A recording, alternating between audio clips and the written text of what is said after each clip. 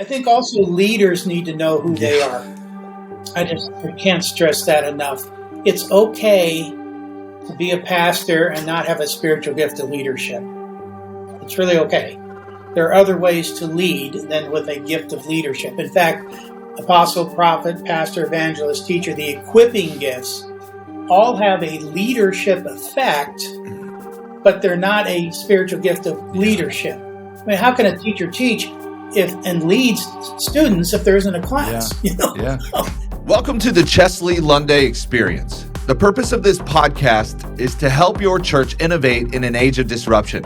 But to do that, you can't do what you've always done. No, you need new ideas and creative approaches to rethink and redesign the methods of the past. I help you discover those out-of-the-box aha moments so that you can apply them to your unique context.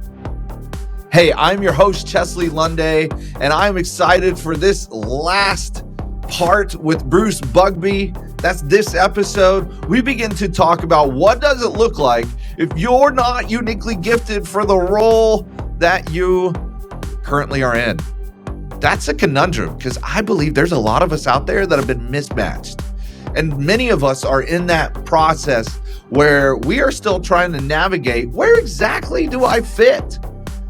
Many of us who have been in digital ministry for a very long time, when we go into a centralized context, a centralized paradigm, we end up becoming square pegs and round holes. I understand that. I am one of those. I'm uniquely gifted where when I'm in a centralized paradigm, I'm a catalyst. So I become an atomic bomb in a very constrained, confined ministry. But when I'm in a context where there's really no limits, I catalyze movements. So I could be an agitator or a movement maker. Sorry for all of those of you that have worked with me in a confined area, right? But hey, you might be like me. You might have never really fit in church, but you knew God had called you to the work of the ministry. They called you to equip the saints, and I get that. And some of you are like, I'm not even called to ministry at all. You know, vocational ministry, that is. You know that God has called you to serve the body of Christ, but not in a vocational ministerial way. And God has gifted you as well for the expansion of his kingdom. And so what do we do when you need to be in a different role, even if you're the leader? That's our conversation with Bruce. Hey, Bruce was raised in an unchurched family in Southern California. So after attending Young Life in Crystal Cathedral, he received Jesus at the age of 19. I love this guy's story. He was just in these big moments in history. He had no clue, So he was at the Crystal Cathedral, he was with Young Life, and then he went to Calvary Chapel. He responded to God's call to full-time ministry. And so he went into Westmont College and the Fuller Seminary, and he led student ministries all over the West and Midwest. Then he began to serve in the regional office of a mainline denomination. After that, Bruce joined the staff at Willow Creek Church and was part of the team as Pastoral Care Director that helped him go from 6,500 people to 15,000 people. But he's most passionately excited about leading the network ministry, where he helped people find out how God had gifted them through their passion, gifts, and personal style. And that is how we conclude our conversation today with Bruce. So let's get right to it. So there's a difficulty with that. You're talking about the end arounds, and the real concern for a lot of church leaders is that the end around is around the local church and straight to the individual. And what do you foresee is going to have to happen for us to be relevant as church leaders or as churches in this new way that God is working? Well, I want to say on the front end, I'm a fan of the local church. Yeah. I don't think there's anything like it. Right. You know what I mean? And I think the fellowship and the interaction and all of that is essential to, I think, being authentic followers of Christ. Even, Hebrews says, don't forsake the gathering together of God's people. There's something there because we, as the scripture says, it allows us to spur one another on to love and good deeds. And again, we can do that in a variety of ways, but there's something about that interpersonal accountability. So that being said, what my comments here are not in lieu of or instead of, but I think other ways that we can enhance what it means to follow Christ. So, I just sense that there needs to be more leaders that have a greater calling to see others do what they do best than to do what they think they need to do. And part of it is in our institutional kind of church. I'm hired, and most people that are hired in a church or ministry have a job description. And that job description usually then is the way in which I'm going to be evaluated or the metrics by which I'm assessed. So if we're going to make a difference moving forward, I think we need to revisit job descriptions because most of them are about nickels and noses and dollars and these kinds of things and aren't about equipping. So, for example, you can say as a small group leader, we're going to want to start 12 new small groups. Well, okay, but maybe the goal ought to be to raise up 6 new trained, equipped small group leaders. You see, if you have leaders, they have a way of finding people and they will create and lead a group. If you get enough people for 12 groups and don't have leaders, you've met your metric, but you haven't advanced the kingdom. So I think we have to think through what we do measure, because you will get what you inspect. So I think that's a part of it. We have to look at what the metrics are. I think also leaders need to know who they are. I can't stress that enough. It's okay to be a pastor and not have a spiritual gift of leadership. It's really okay. There are other ways to lead than with a gift of leadership. In fact, apostle, prophet, pastor, evangelist, teacher, the equipping gifts all have a leadership effect, but they're not a spiritual gift of leadership. I mean, how can a teacher teach and lead students if there isn't a class? How do you evangelize if there's not someone listening to that gospel? So we need to appreciate leadership in a broader notion, and leaders need to be able to look in the mirror and say, I am good with who God's made me to be. And Chesley, you can do some things in your backstroke so much better than I can. Why don't I bring you on as a part of the team? But if I'm insecure, you're a threat to me. If I'm comfortable with who I am and know who I am, then you're an asset to me. And I think too many leaders fundamentally are insecure. That's true. Because if they taught their people about their gifts and passion and style and equipped them, people's eyes would get opened. And then they would say, oh, well, you don't have that gift. and the pastor's not wanting people to know that they're not gifted in that way. So there's unfortunately a level of inauthenticity there, fear, insecurity. And I think we just need to say, it's okay. It's okay. Just be who you are. Can we enter this journey together? And you do this well, and I do this well, and they do that, and we'll just come together. It's about team. It's about community. It's about doing it together. Go ahead. No. I had a conversation with a couple older influential men in our congregation. They're 2 retired. One was like he led the CRC denomination at one point. And then another one, he's 75. The other one's 84, and he was a longtime chaplain in hospitals and stuff. And we were talking about this and how their view of church is supposed to be pastoral, and they're finding that gap in our church today.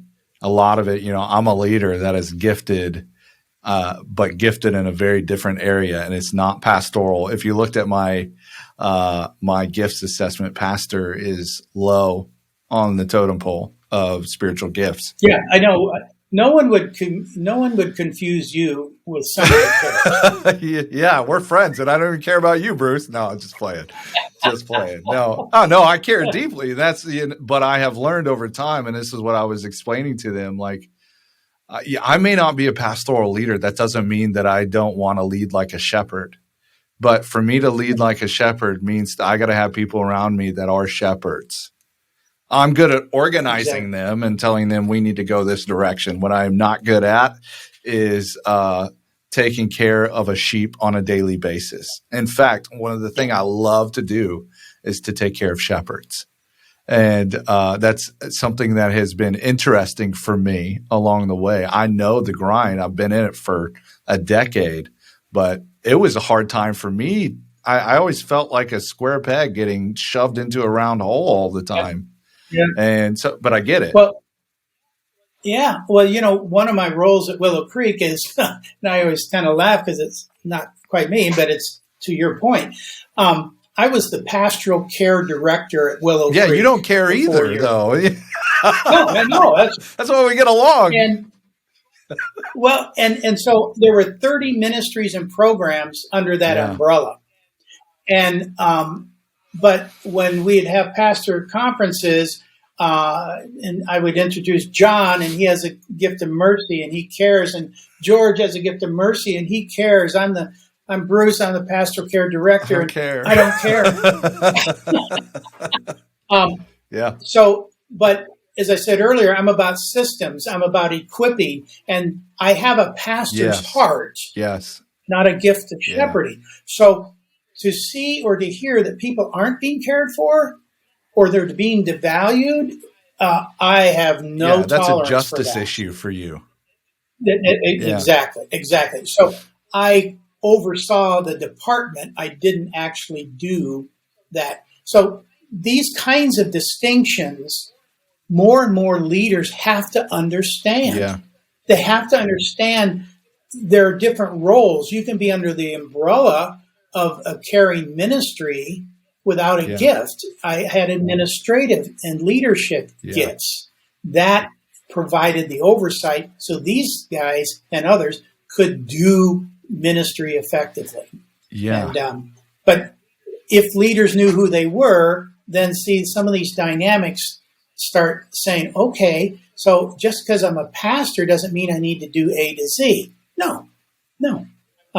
I was on a call with Peyton Jones yesterday, and had a great time of interaction. And one of the things he said, and which is good about planting, is he's a planter. He has a knack to go from 0 to 100, 120 people. Yeah. He can't take it over 120. Yeah. That's not his giftedness and the way he is dynamic. And now, for a while, he beat himself up for that, because you should be able to just take it. Well, all those churches are still functioning and they're growing, but under other leadership. Yeah. And I just want to affirm him and want to say to listeners, we all are role players. And just to use church planning as one area of illustration, he has taken 0 to 120 10 times. He does it in his sleep. He doesn't even try and it happens. Yeah. Well, sure. So he has built a church of 1,200 people. Well, and what he hasn't said is in that process, he builds leaders. And that's his giftedness, right? It's not just the 120. It's the fact that those 120 are led by people that he built. He developed from the ground up. So, I mean, he's playing double duty and probably being a little bit more modest than he should. Well, I'm sure he is. But the the point is, all of us, even in any area we're involved in, there's certain roles in that area we do best. Some of us are startups. So just like in the pastoral care area, some people like to do counseling and try to uncover issues and settle it so that things don't blow up. Other people love crisis counseling. They love getting the call where you're in the throes of it. They love bringing order and calm and resolution and handing it off to someone who can then do the ongoing work. Others would die in a pile that way. Now, they all care, but along the spectrum, there's places we all feel better. We need to give each other the freedom to say that's okay. Oh, yeah. For a long time, it's probably just been in the past few years, and even not even the first year of ministry here in Arizona when I came, where you and I met. It's the last year and a half, 2 years that I started becoming really comfortable in ministry, because I was just frustrated everywhere I went. It was like grading sandpaper. Nobody wanted the gift mix that I had because they didn't know what to do with me. And then when I tried to play the game the way that everybody else wanted me to play, it was a non-starter. I was just not good at it. So I finally, got around some wonderful men like you and Pastor Randy who gave me permission to run. And even in that, Randy, a gifted communicator and leader from a student pastor standpoint and a lead pastor, I tried to, the first about year and a half, I tried to do it like he did because that's the way he told me to do it. And then realized I'm not good at that. I'm not good like that. I'm not a guy that can get a lot of people around and care for a lot of people. I'm really good at building teams. Like, I love finding these people and going, hey, you and you and you and you guys don't know each other. You'd be really good together. And here's the mission that I need you on. And I'm going to empower you guys to lead, and I'm going to step out of the way. I've got a communication gift too, which is why I'm doing this podcast and speaking. But between those things, I had never been in the space to be able to pull that off before. And so the process is not easy. So there's this pathway of discovery. How do churches still do everything they need to get done on a weekly basis and still help people with that discovery process? Well, I find in an organization, and let's talk about the local church here for right now, but that if you really move forward to do gift-based, passion-driven ministry as a foundation, you begin to realize there's different ways we ought to be thinking. And fundamentally, just to cut to the chase, if everybody knew what their passion, gifts, and style were, a number of people would realize they're in ministries and doing things that they're really ill-suited to do. There was a need. They're a good servant. They stepped in, but they wouldn't necessarily choose to do it. They discover, I would better serve over here. And some would say, well, I'd better serve over here. Some would say, I'm doing exactly what I should be doing. But what you would find is a certain kind of migration within your church of people doing ministry changes to get overall better aligned. You may discover there are some ministries no one has any passion for. Well, now you might just think about maybe we need to not do them anymore. Aunt Mildred had a passion for it, and we've been stuffing people in there ever since. And so that's part of the chaos, and you don't know where the dust is going to settle. But I think we need leaders to say, I value people aligned, properly equipped, doing kingdom ministry more than filling all the boxes. Now, there are things like childcare, nursery, a number of those kind of what I would call community contributions that I think everybody needs to be involved in. For example, we all have a unique contribution with our passion, gift, and style, but there are things that are just needed. So in my house, someone has to take out the trash. Yeah. Well, I don't have a gift of taking out trash. Well, I don't care. Take out the trash. There's certain things we just need to get done to do life so that you can go play football. so that you can go to your music lesson. Yeah. So, so we can serve in unique ways, but we all understand in order to be a community, to be a family, to function, there's certain things we've got to do just because we're a part of it. But that shouldn't be more than 20% of our time. 80% of our time ought to be in the area in which we're uniquely gifted. That's good. That's good. So what would you say, as we start wrapping up, what would you say to the church leader or the business leader that has been leading from the place of we gotta fill a hole? And what would you tell them in the way that they should maneuver and move towards a way of doing business and ministry that says we empower people, like you're talking? Like what wisdom would you give them as they try to move towards that preferable future? Well, I think particularly in the marketplace, when we hire people, we do tend to try to do some sort of interview process, some sort of screening, filtering sense. But for all of us who have done that, we know that that's not a perfect science. And so sometimes that doesn't work out. But the friends that have had businesses and been in the marketplace that have been applying these kinds of principles of how we're uniquely wired and gifted and passionate is, well, if you hired someone to be a receptionist and they love the company, they're interacting well, but maybe they're not doing that role effectively, we tend to say, okay, we got to let you go. Rather than say, well, is there some other place in the organization that you might do better in? So rather than say you didn't do it, you're done, how do you get to know the person and move them along? Another illustration is you can be in an organization and have 3 secretarial assistants, okay? And on the outward appearance, they're all doing fundamentally the same thing.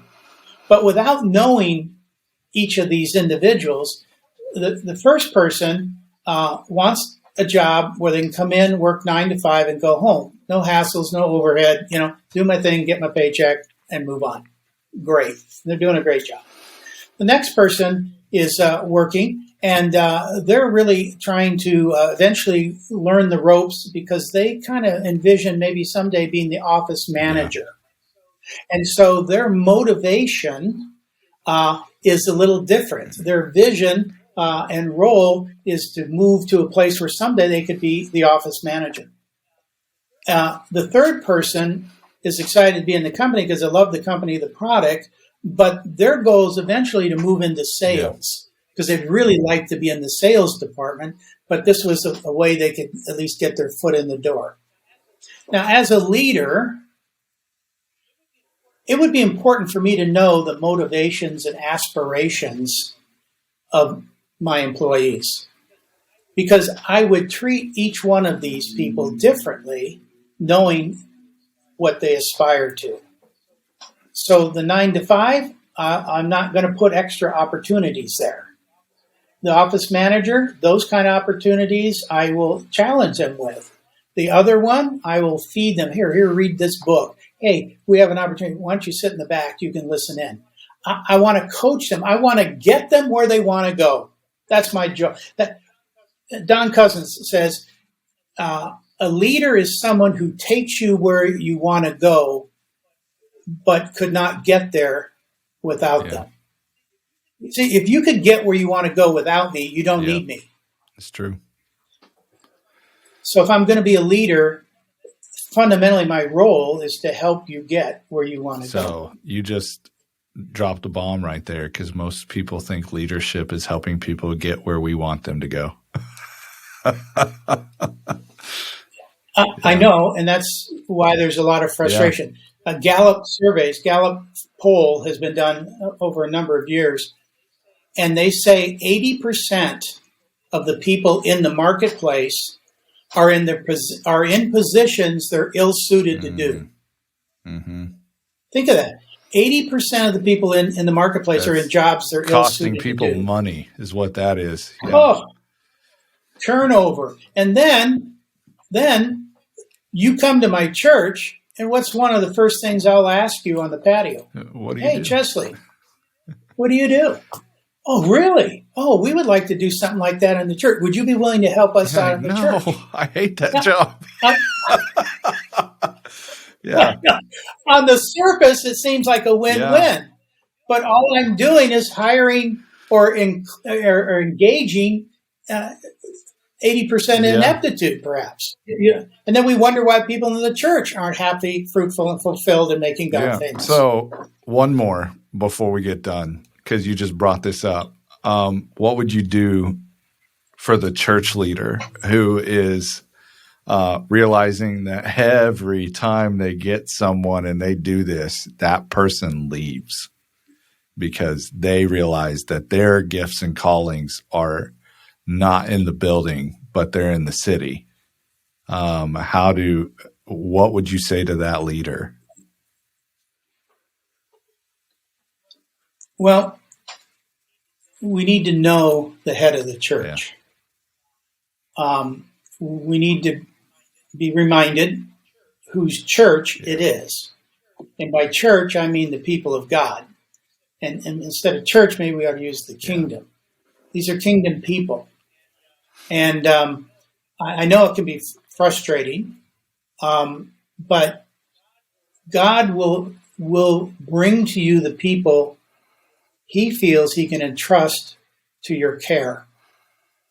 I often wonder, why would God guide certain people to a church that doesn't care about what their passion, gifts, and style are, that only want to use people for what they can contribute and are not putting more into them than they're asking from them?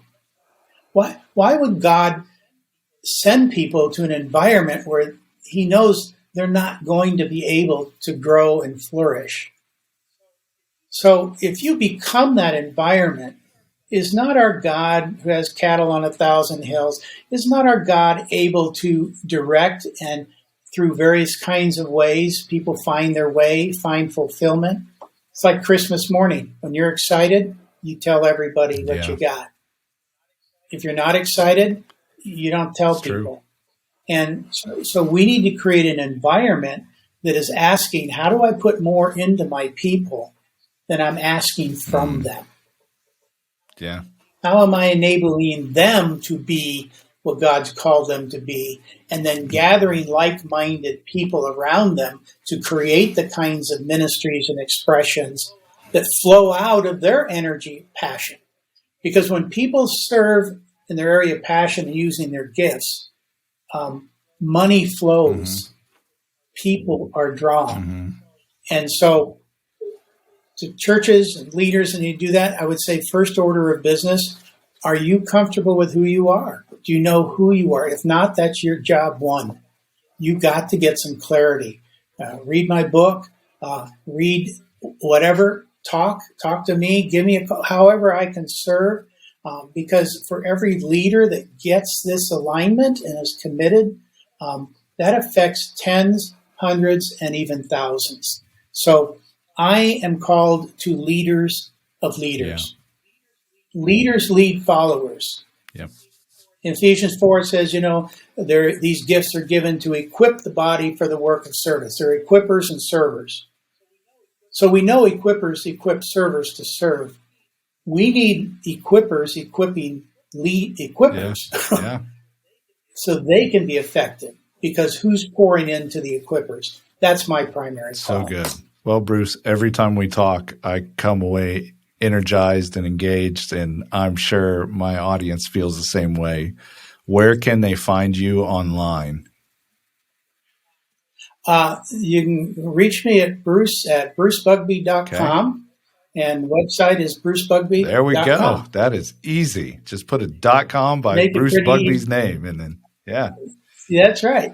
And then the book should be out in May or March. It's an M month. I don't know. But the new revision of That's awesome. That's great. It's a good book. You could probably pick the old one up at in Amazon if you want, and it's really helpful. Reach out to me. We can get that to you. And then, again, I would just do a plug for Chesley, what you and I are doing, but we're going to be putting together a podcast together to create some online communities so people can not just read individually and go, but can connect with other meaningful people online, whether it's in your community and your friends or others around who want to be a part of that journey of self-discovery and knowing what they do best. That's so good. Yep. And be looking out for that in the future. We're on the beginnings of that project. So that's going to be fun.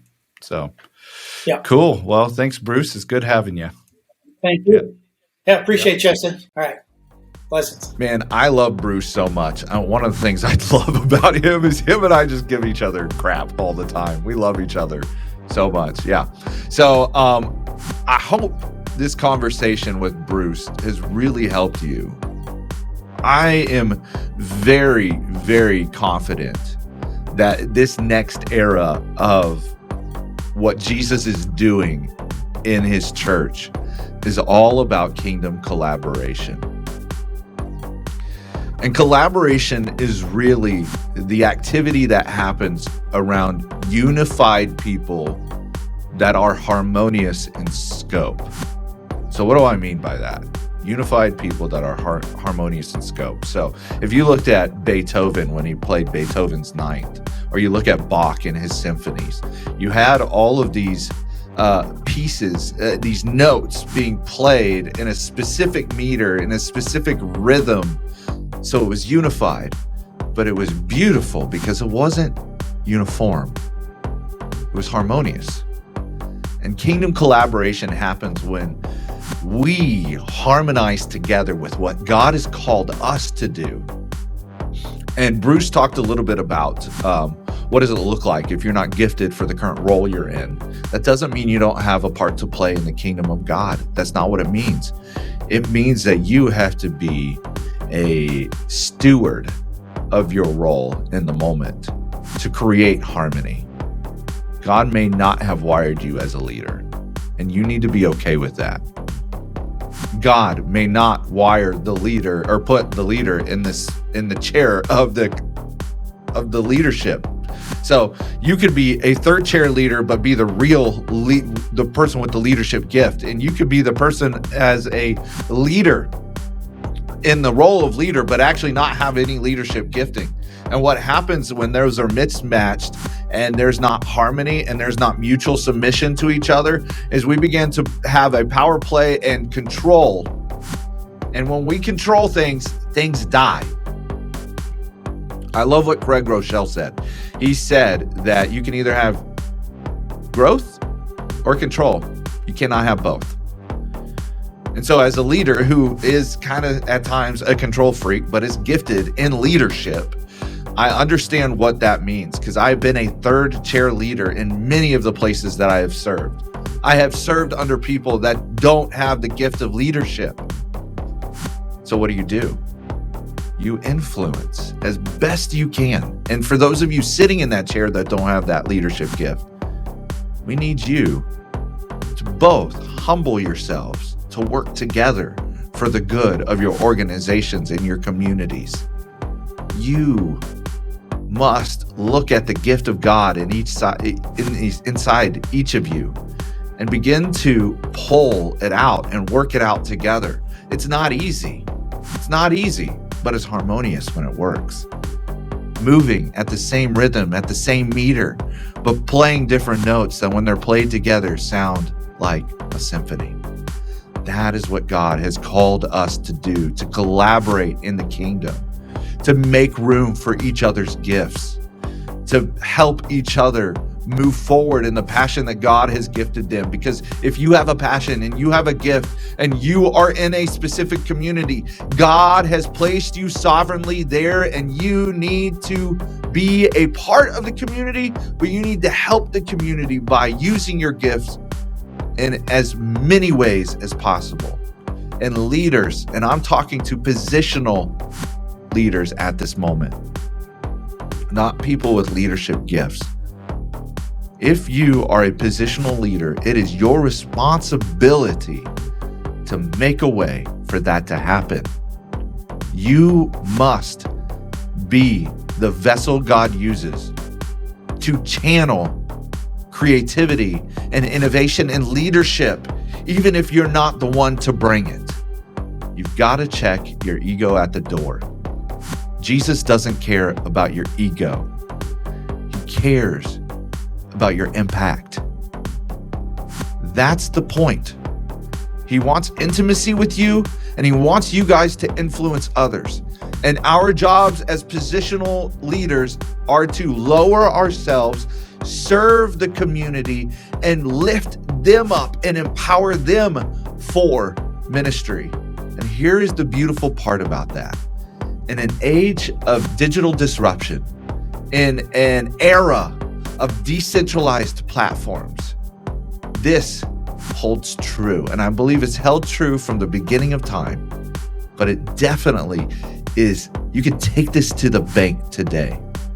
People endear themselves to those who empower them. If this is something that added value to you, I would love to have you as part of the conversation. We love to do coaching on this show, and we would love to help you solve your most pressing problem. So if you would, email us at podcast@chesleylunday.com. That's CHESTLYLUNDAY.com. Podcast@chesleylunday.com. The best way this podcast continues to grow is by you posting a rating and review. So if you love this podcast and you think others will love it too, can I ask a favor? Would you rate and review us on whatever platform you're listening on? Hey, next week we begin my conversation with a new friend, Jeff Hook. He is the leader of Communitas Tech, and he was one of the first team members and the CEO of Fellowship One. It was a church management system that was developed alongside Fellowship Church in Dallas. Take a listen to my conversation with Jeff. Why not revolve the systems and the processes and the metrics around the people, the congregation, the visitors, and what they're trying to accomplish? So the earth is still in place. So the church building and the event is still in place, but it's revolving around the people's needs. And then let's look at these other things that need to revolve around the people's needs. So it's a paradigm shift. And once you really dig into that and maybe even draw it, down on a piece of paper and look at the two, you can't go back. You can beat digital disruption, but it takes imagination to innovate. You have the spark of divine creativity your organization needs to win in this coming era of the church. I know it isn't cool to feel disrupted, but I believe God has the answer to move you from disrupted to disruptive. All you have to do is move out in faith and try something new. I love that you are a part of the Chesley Lunday experience, and I can't wait to see you next episode.